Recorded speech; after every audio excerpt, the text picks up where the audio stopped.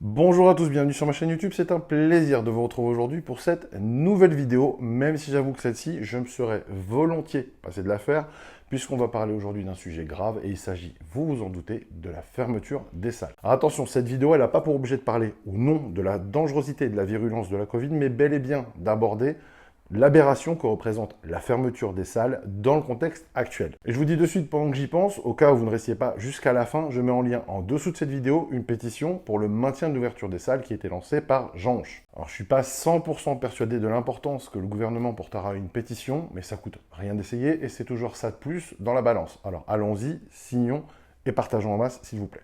Donc on se trouve aujourd'hui, et depuis 6-7 mois environ, dans une situation absolument impensable il y a encore un an, et inédite. On est cerné par deux phénomènes dangereux. D'un côté, un virus qui en mars-avril prouvait sa dangerosité et sa possible létalité, mais qui, selon les experts, semble avoir muté dans sa forme et être moins virulent, même si bien sûr encore dangereux, notamment pour les personnes ayant un système immunitaire affaibli. Et d'un autre côté, le gouvernement qui semble être dépassé et peut-être dans la surréaction quand on voit cette mesure de fermeture des salles notamment. C'est ainsi dans ce contexte qu'un certain nombre de mesures ont été prises et dès ce lundi 28 septembre, les salles de sport seront fermées pour une durée minimale de 15 jours dans certaines villes. Néanmoins, le choix est fait par le gouvernement de laisser les restaurants et les bars ouverts dans ces mêmes villes tout en limitant l'ouverture des bars à 22 h. Alors d'un côté, je me félicite pour les restaurateurs et les gérants de bars de cette initiative de laisser leur commerce ouvert.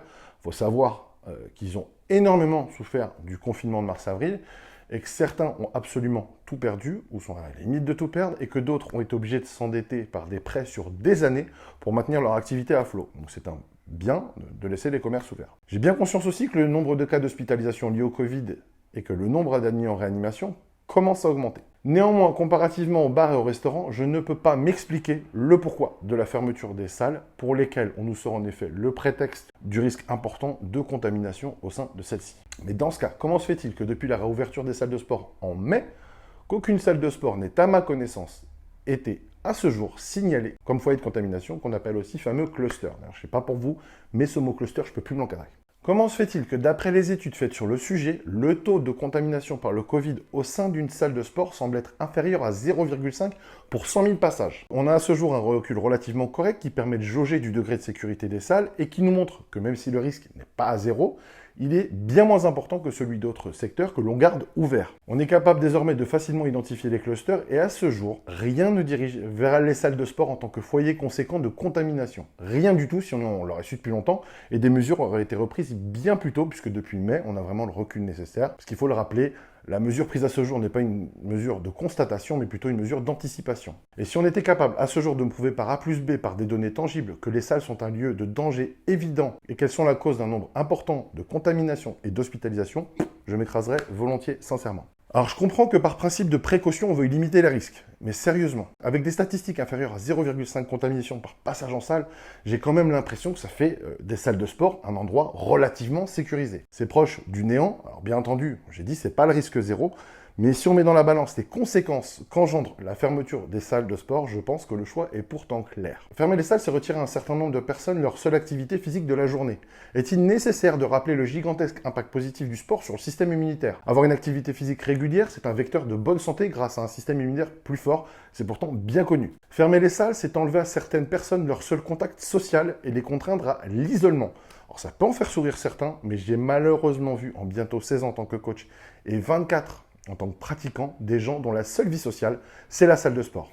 Fermer les salles, c'est enlever à des millions de personnes la possibilité de lutter contre le stress que l'on nous fait subir au quotidien, surtout dans cette situation qui est extrêmement anxiogène qu'on traverse depuis mars. Et c'est la porte ouverte à la déprime ou à la dépression. Et ça aussi, ça impacte négativement le système immunitaire. Fermer les salles, c'est condamner des petites structures à une fin certaine.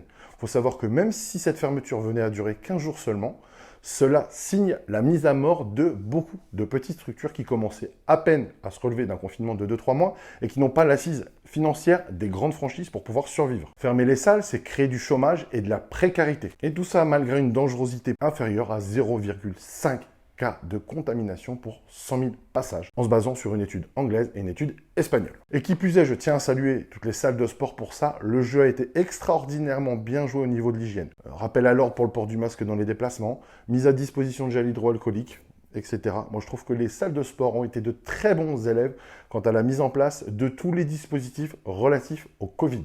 Alors, en fait, je crois que ça vient de deux faits majeurs. Tout d'abord, je trouve que c'est le reflet de l'intérêt réel qu'a le sport et son impact positif sur les vies dans notre société. On est dans un pays où le sport n'est pas nécessairement valorisé, qui plus est la musculation, et je trouve que cela se reflète totalement dans cette décision. Mais aussi parce que, ça c'est mon sentiment, le milieu de la remise en forme manque d'un noyau, un ensemble de patrons qui s'assoient à une table pour former un réel syndicat qui pèsera suffisamment pour avoir une portée au niveau du gouvernement. Je peux me tromper, mais je pense que ça manque au milieu et ça serait un énorme plus. Faut pas oublier que les grosses franchises en France et le milieu de la remise en forme en France pèse maintenant des millions d'euros et rapporte des millions d'euros à l'État en recettes fiscales. Ajoutez à ça en plus l'économie que les salles de sport font faire à la sécurité sociale en aidant les pratiquants à être en meilleure santé. Alors bien entendu, certains vont répondre que l'on peut faire du sport dehors. Alors, visiblement, ces personnes n'étaient pas à Paris hier après-midi en pleine averse et n'ont pas regardé la météo pour les jours, les semaines à venir. Quant au sport chez soi, idem, vu la taille de certains appartements, notamment à Paris, ça s'avère très compliqué. Et il y a les salles de sport qui sont faites pour ça. Je tiens à rappeler que les salles ont à ce jour sauvé plus de vies qu'elles n'en coûteront jamais, croyez-moi. Bien entendu, je sais que tout le monde ne sera pas nécessairement d'accord avec cette vidéo, mais c'est mon avis, ça n'engage que moi et j'ai le droit de l'exprimer. En attendant, force à nous, pratiquants, passionnés et attristés que nous sommes, en espérant que les choses bougent.